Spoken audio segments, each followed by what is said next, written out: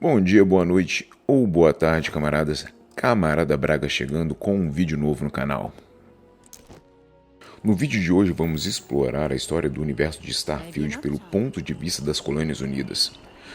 Se você quiser chegar pessoalmente nesse lugar, você precisa ir até o centro de recrutamento da Vanguarda e usar o elevador para chegar até a sala de orientação da Vanguarda. E por favor, não se esqueça de curtir o vídeo, assinar o canal e, se for da sua preferência, apertar o sininho. Neste lugar podemos ouvir os áudios e ver as representações gráficas das Colônias Unidas sobre as diferentes facções, fatos históricos do jogo e alguns equipamentos utilizados pelas diferentes facções, como seus trajes e seus armamentos pesados. Deixe nos comentários se você gostaria de ver uma versão narrada por mim. Um forte abraço e até mais ver, camaradas. Humanity learned the Earth's magnetosphere would collapse sometime in the next half-century, eliminating all life on the planet. Decisive action was required, but the secure transport of an entire civilization would demand a new kind of cooperation, a new kind of courage, and a new kind of union. Thus, in 2159, the United Colonies were formed to make that journey possible.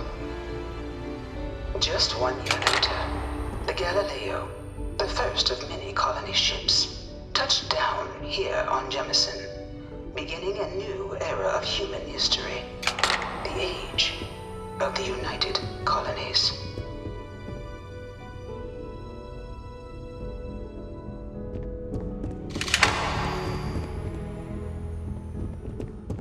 From their foundation, the United Colonies strove to provide all their citizens with opportunity, security, and peace. But there were those among the UC that still wanted something more: independence.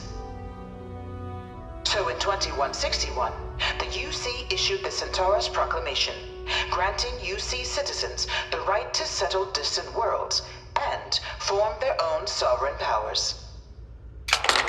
It wasn't long before the first new faction, the Freestar Collective, was formally organized in 2188, later followed by House Va R'uun, revealing themselves to the universe in 2230.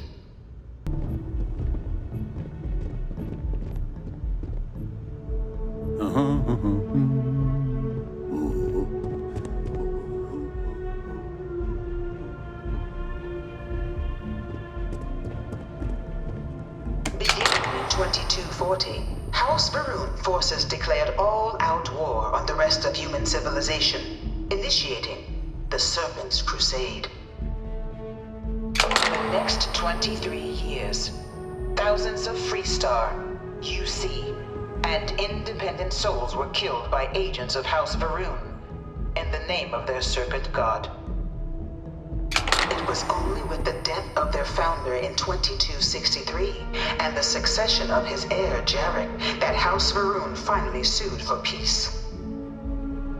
There remained, however, select members of House Va R'uun who refused to recognize the cessation of hostilities their leaders established. Even after House Va R'uun's mysterious disappearance, these zealots remain a threat to all who encounter them. Their pacification, a goal of all space.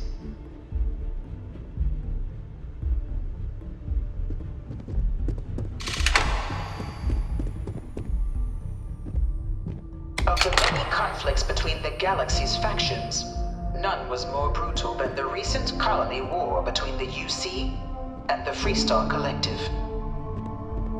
Set off by the unauthorized Freestar colonization of Vesta's Pride in 2308, a direct violation of the Nerion Treaty, the colony war spread quickly across the galaxy. Both sides deployed every tool at their disposal: armadas of warships, mechanized combat platforms, or mechs, even bioengineered alien creatures, the infamous UC xeno-weapons. It was only in 2311, at the Battle of Cheyenne, that the scales finally tipped, The Freestar Collective, utilizing their civilian fleet as a human shield, successfully crippled the superior United Colonies Navy. After their shocking victory against the galaxy's greatest navy, the Freestar Collective offered terms of peace, which the colonies, out of an interest in staving off any further human costs, accepted. The galaxy has been rebuilding ever since.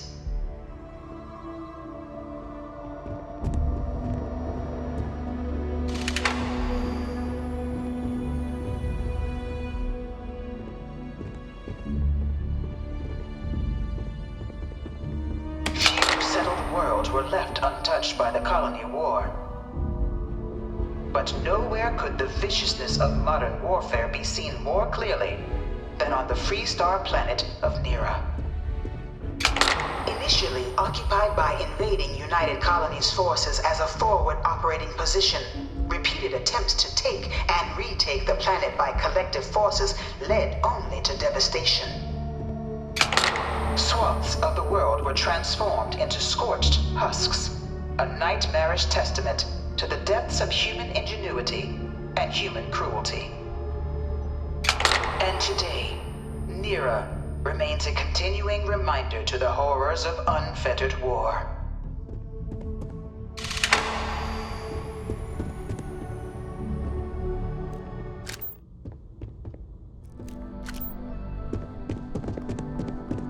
This thing's like an artist's rendition, right? No animal can be this ugly in real life.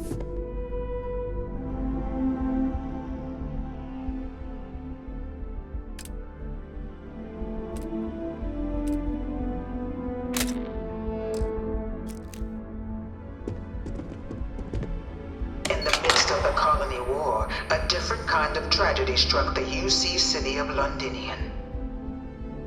A newly constructed but critical supply center for the United Colonies war effort, Londinion found itself overrun by one of the galaxy's most mysterious predators, the Terrormorph. A rare but pervasive threat to all human-settled worlds, Terrormorphs swept over the city, seemingly out of nowhere, on a scale never before seen in recorded history. Valiant efforts by the UC military slowed the onslaught, but the creatures proved unstoppable. Ultimately, the decision was made to destroy the Londinian spaceport, sealing off the city, the outbreak, and its citizenry from the galaxy at large. The tragedy of Londinion is mourned by the UC to this day.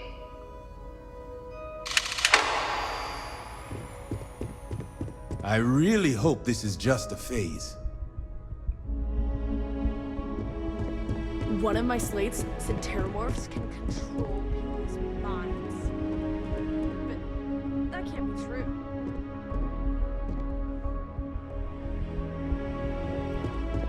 After the devastation wrought by the colony war, the UC and the Freestar Collective came together to ratify a treaty that became known as the Armistice. Both sides agreed to a vast reduction in standing forces, and that xeno-weapons and mech warfare would be outlawed. All related research was sealed away, accessible only in cases of dire emergency.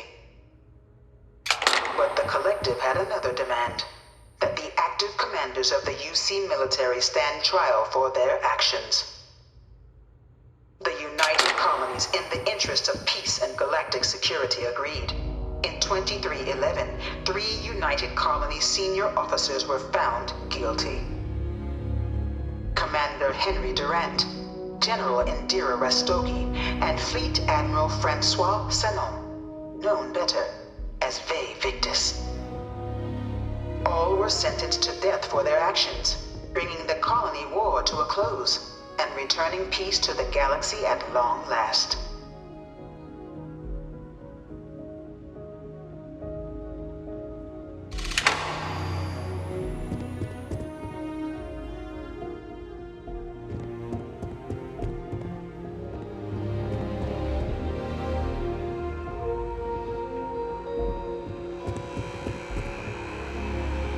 It was born.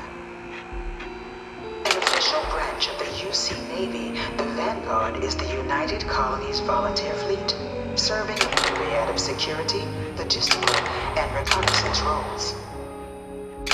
And after a sufficient length of service, UC citizenship is guaranteed to every Vanguard member.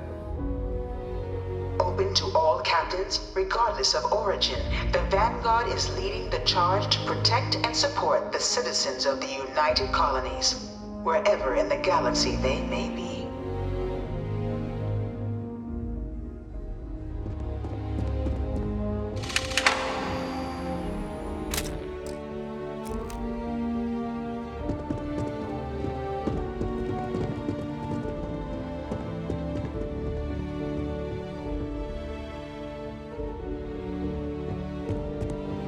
No one is born a United Colony citizen. Only through service to the UC can one hope to earn one's citizenship. But the UC prides itself on taking care of its people. Cost of living controls mean citizens pay less than their foreign counterparts for needs big and small. All citizens are issued a grant upon joining to get themselves on their feet. And only UC citizens have the opportunity to purchase property, getting the chance to live in one of the most beautiful cities in the settled systems. By joining the Vanguard today, you too can begin earning your place here, in the heart of galactic civilization, as a citizen of the United Colonies.